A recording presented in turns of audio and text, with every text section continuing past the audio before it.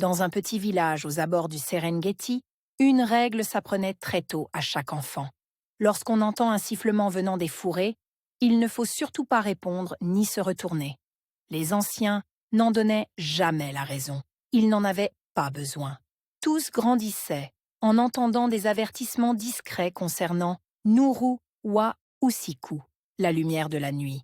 Un vieil esprit qui, disait-on, errait juste au-delà du clair de lune, à la recherche d'une voie à voler. Un soir, alors que le soleil déclinait et que le ciel se teintait de cuivre, Amalie, 12 ans, rentrait chez elle après avoir puisé de l'eau. Le chemin contournait un épais fourré, où les ombres s'accumulaient. Elle tenait son pot en terre cuite en équilibre sur sa tête et gardait les yeux fixés droit devant elle. Soudain, elle l'entendit, un sifflement grave et étrange. Ce n'était ni tout à fait un chant d'oiseau, ni tout à fait un son humain, un entre-deux. Il provenait des fourrés à sa droite. Son corps se raidit. Elle connaissait la règle, mais la curiosité piquait son esprit. Le sifflement retentit de nouveau, suivi d'un murmure qui semblait glisser entre les feuilles mortes. « Amalie, viens !» Un frisson la parcourut. Elle n'avait dit à personne où elle allait. Elle n'avait révélé son nom à personne sur ce chemin. Elle accéléra le pas. « Amalie, pourquoi as-tu peur ?» souffla la voix.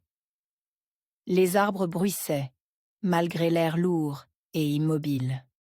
Derrière elle, quelque chose se mit à marcher, des pas lents et traînants, comme s'ils apprenaient à se déplacer. Le sifflement se rapprocha, plus aigu, déchirant le silence. Il monta juste derrière son oreille. Amalie se mit à courir à toute vitesse. Le pot tomba et se brisa au sol, mais elle ne ralentit pas. Elle entendait les pas qui la poursuivaient, irréguliers et trop rapides. Elle sentit un souffle glacial sur sa nuque.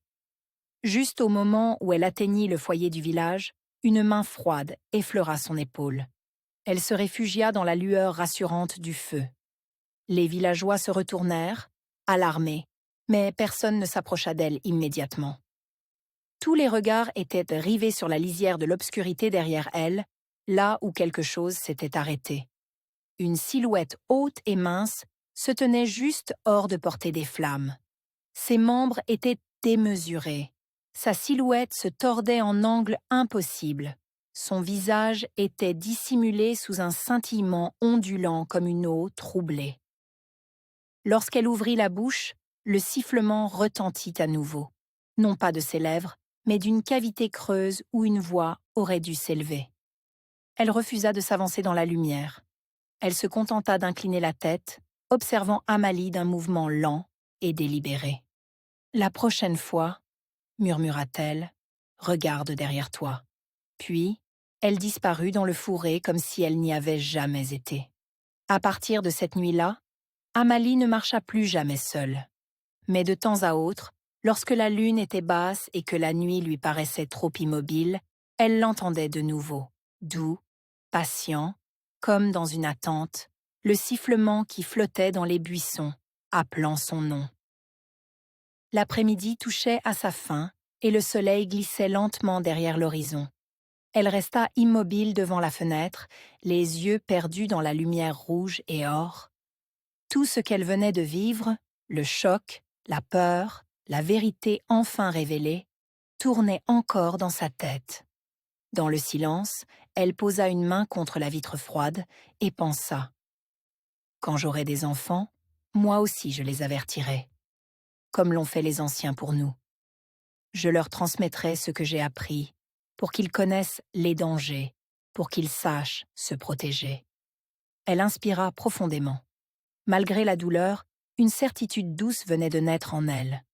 L'avenir pouvait encore être différent, si chaque génération veillait sur la suivante. Alors, tandis que la dernière lueur du jour disparaissait, elle fit une promesse dans son cœur.